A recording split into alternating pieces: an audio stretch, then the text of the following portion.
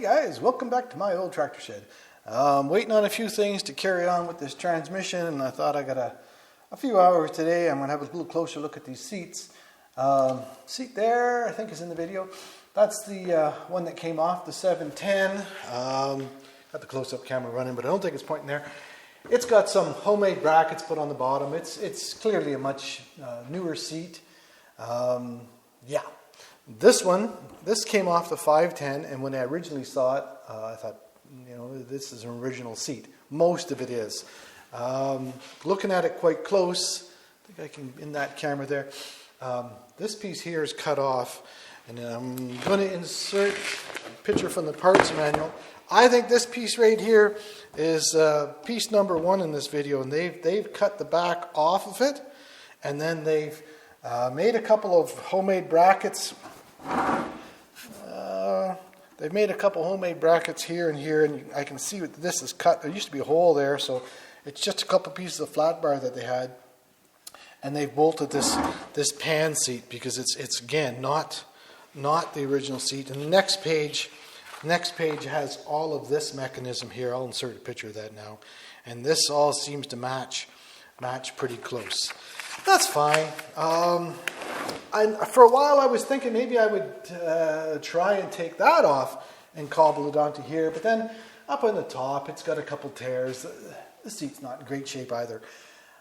I have a little John Deere rider that my parents bought when I was in grade 5 or grade 6, and I have it now actually. And I, probably 10 years ago, I replaced the cushion on the seat, and it seems to me that it had a metal pan like this, and there was a beading that went around it of some sort, and I had put the cushion on. So I think I can get a cushion for this. I haven't really looked into it yet. Making it up as I go, guys. What I want to do today is I just want to dismantle this thing and clean everything up and paint it. Of course, it's got a pretty, where's that close-up camera? It's got a pretty hefty spring right here. You know me, springs make me nervous. If springs had a gender, they would be female, dangerous and unpredictable. Just the way we like them, right? Anyway, I do want to be careful of that. I can turn it. I suspect there's not a lot of load on it. There is an adjustment at the top, and the day I pulled this off the 510, actually I had given it a generous dose of joy juice all over the place, and I was in here last night, sprayed a little bit more, and actually most of the bolts I've already got freed up to save time for the video, obviously. So yeah, today I just want to kind of dismantle this, and then I'm going to clean and do some painting here in the next couple of days. So I think we're going to possibly jump into time lapse. I'm not sure. There's a Keter pin here that I've got to get out, and of course they're always fun. It's pretty well rusted.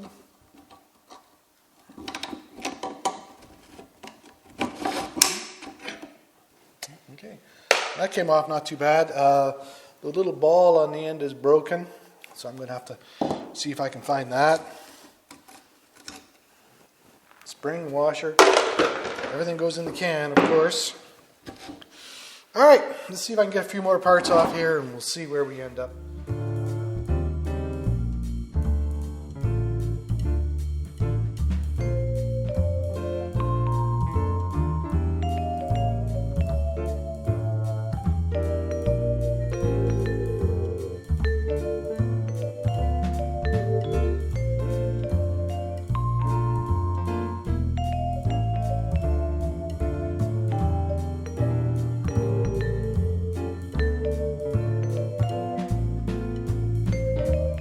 Hey guys, welcome back to my old tractor shed.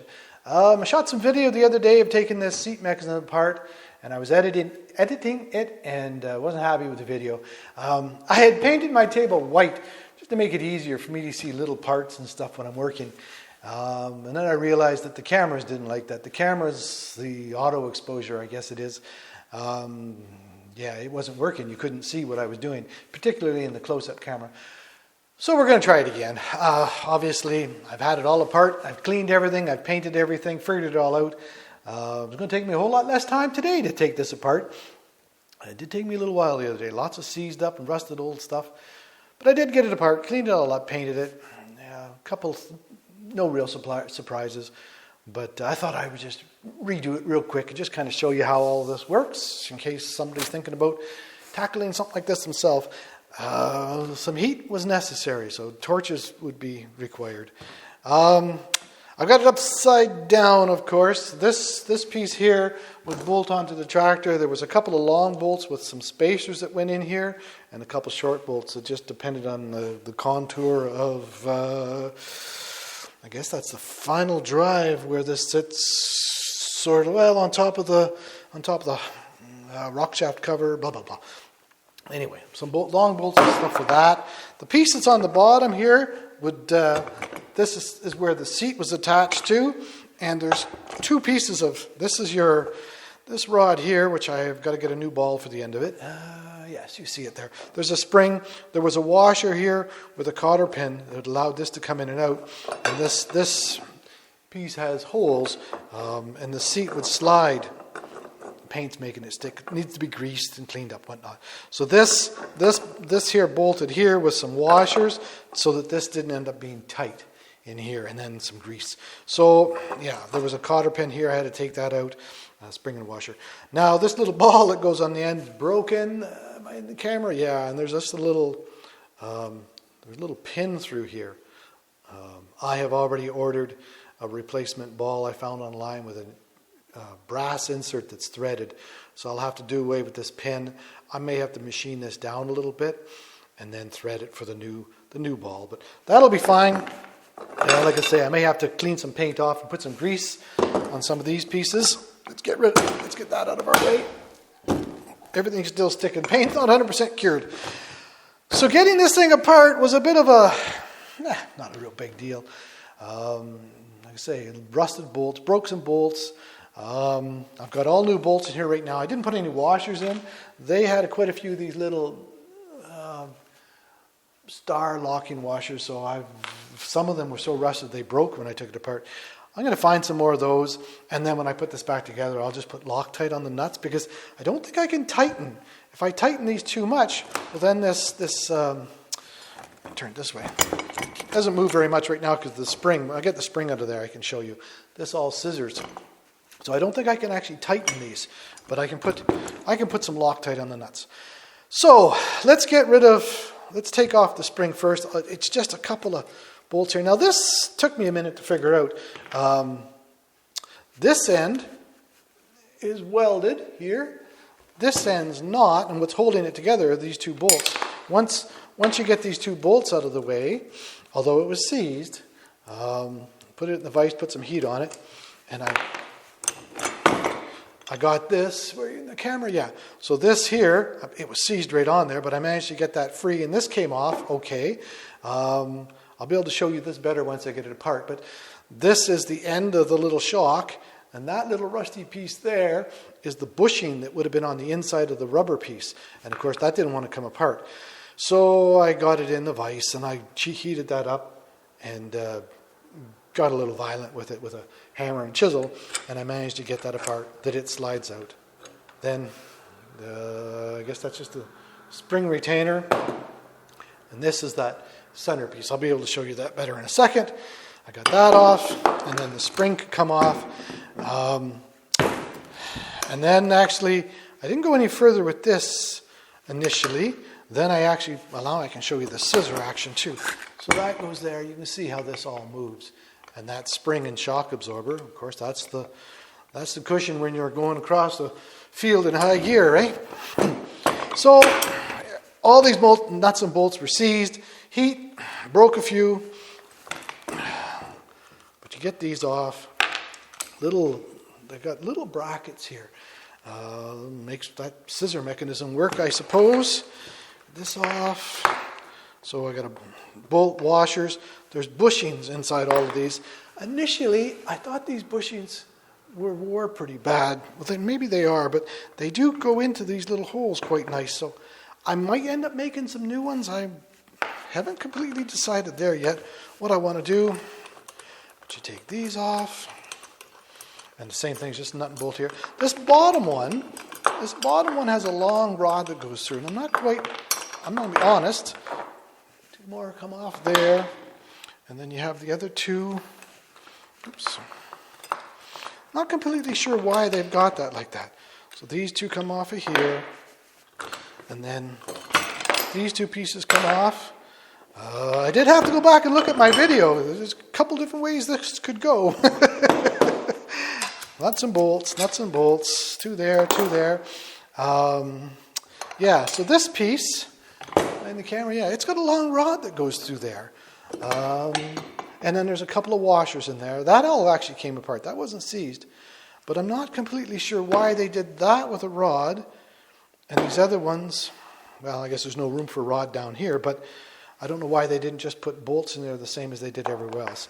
I'm not going to bother taking that apart. A little tricky to get that back together with the two washers, but anyway. Now this end did present a bit of an issue. This will slide off. There's a rod that goes through there, and there's a little tiny grease fitting that went on this end, and the grease fitting is what held that rod in. And that actually, because it had a grease fitting, that was one of the few things that wasn't seized, actually. So you take that grease fitting off, and then this, and it's got a square plate. It's got a square plate on the end that prevented it from turning, and that sat in there, and then this came off. And there's the end of just a normal-looking shock. So this end here had that bushing that was seized, and of course the rubber was gone. Yeah, I had to heat this little bushing up red hot. I actually heated it up 2-3 times, and I finally got it out of there. Now, this comes apart quite easily now. It didn't. There was a little fiber. It's probably about a, 7 or 8 millimeter, 1/4 inch, I guess, whatever. Fiber snap ring. It has little holes in it. I didn't see those holes initially because it was filled with dirt. I got a blowgun and cleaned it and wire brush, and then I could see it. And it goes, get this out of here. There's a groove.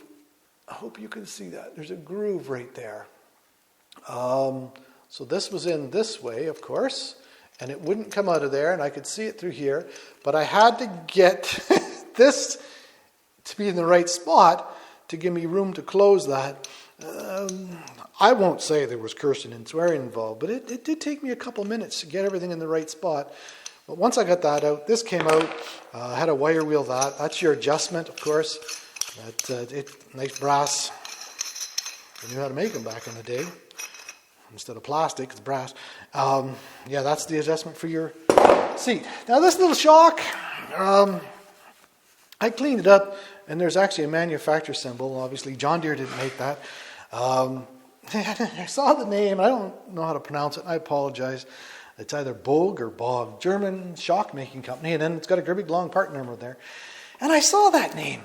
I thought, geez, that's familiar, and I couldn't figure out why. Well, I went in the house to Google it to see what I could find about it. As soon as I saw the company logo, it's a white and blue box. In a previous lifetime, I used to repair Volkswagens. A little bit bigger a shock than this, but I installed thousands of them. I fixed Volkswagens for 25 years, both at a dealer, and then actually I ran my own shop for a number of years. So yeah, I was just a little surprised.